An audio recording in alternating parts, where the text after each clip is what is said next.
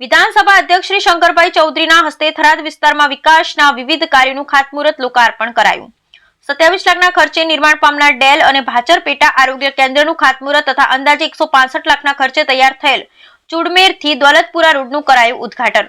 રાજ્યના વિકાસ માટે સરકાર શ્રી હંમેશા પ્રયત્નશીલ છે। રાજ્ય સરકારના પ્રયત્નોથી રાજ્યના છેવાડાના વિસ્તારમાં અનેકવિધ વિકાસના કાર્યોને વેગ મળ્યો છે। ગુજરાત વિધાનસભા અધ્યક્ષ શ્રી શંકરભાઈ ચૌધરીના અધ્યક્ષસ્થાને થરાદ વિસ્તારમાં વિવિધ વિકાસના કાર્યોનું ખાતમુહૂર્ત અને લોકાર્પણ કરાયું હતું। આ પ્રસંગે વાવ થરાદ નવો જિલ્લો જાહેર થતા ગૌસ્વામી સમાજ દ્વારા અધ્યક્ષ શ્રી શંકરભાઈ ચૌધરીનો સત્કાર સમારોહ યોજાયો હતો। ગૌસ્વામી સમાજના તમામ લોકોએ સરહદી વિસ્તારને નવા જિલ્લાની ભેટ આપવા બદલ દેશના વડાપ્રધાન શ્રી નરેન્દ્રભાઈ મોદી અને મુખ્યમંત્રી શ્રી ભૂપેન્દ્રભાઈ પટેલનો વિશેષ આભાર માન્યો હતો। અધ્યક્ષશ્રીએ 27 લાખના ખર્ચે નિર્માણ પામનાર ડેલ અને ભાચર ગામના પેટા આરોગ્ય કેન્દ્રનું ખાતમુહૂર્ત કર્યું હતું। આ કામ આગામી 7 મહિનામાં પૂરું થવાની સંભાવના છે। થરાદના આ વિસ્તારમાં પેટા આરોગ્ય કેન્દ્ર બનવાથી આ વિસ્તારના લોકોના ઘર આંગણે જ આરોગ્ય સેવાઓ પ્રદાન કરી શકાશે।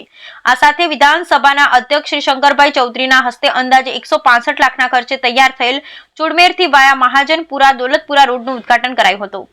ચુડમેર મહાજનપુરા અને દોલતપુરા ગામને સદર રસ્તો નવો બનવાથી આ ગામ ટૂંકા અંતરથી પાક્કા રસ્તા સાથે જોડાશે।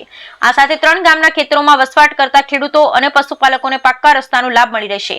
ભાચર ખાતે આયોજિત ખાતમુહૂર્ત લોકાર્પણ કાર્યક્રમમાં અધ્યક્ષશ્રીએ જણાવ્યું કે સૌનો સાથ સહકારથી આ વિસ્તારમાં અનેકવિધ વિકાસના કાર્યો પર ધ્યાન કેન્દ્રિત કરાયું છે। છેલ્લા 2 વર્ષમાં થરાદ વિધાનસભા મત વિસ્તારમાં કરોડો રૂપિયાના વિકાસ કામો પૂર્ણ કરાયા છે।